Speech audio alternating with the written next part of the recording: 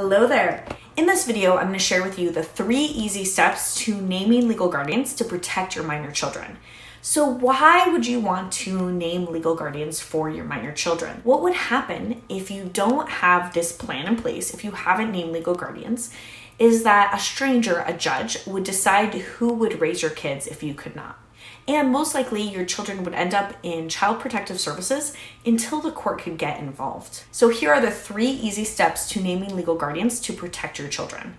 And step number 1 is to brainstorm a list of 5 to 10 people that you would want to raise your kids if you could not.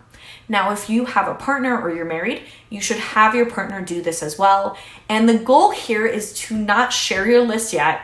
There's no judgment. Brainstorm. And this is the part where most people get caught up and they don't finish the process. So it's really important that you don't judge and that each of you brainstorm the list of 5 to 10 people.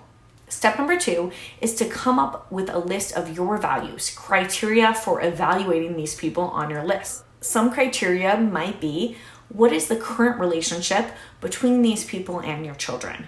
What are their values? Do they have a shared parenting style?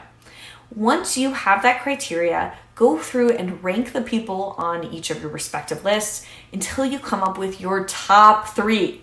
Now, it's very important for you and your partner to come up with a top 3 together.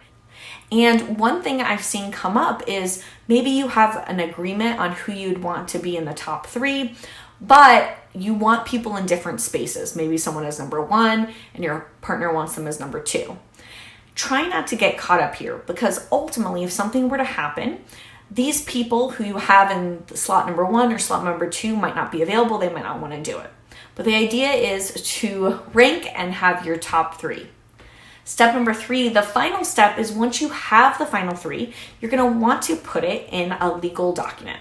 And you can head over to my website to get a free legal tool to do that. And that is www.freelegaltool.com. Head over there right now, put in your names, and have that peace of mind that your loved ones would be protected if something were to happen to you.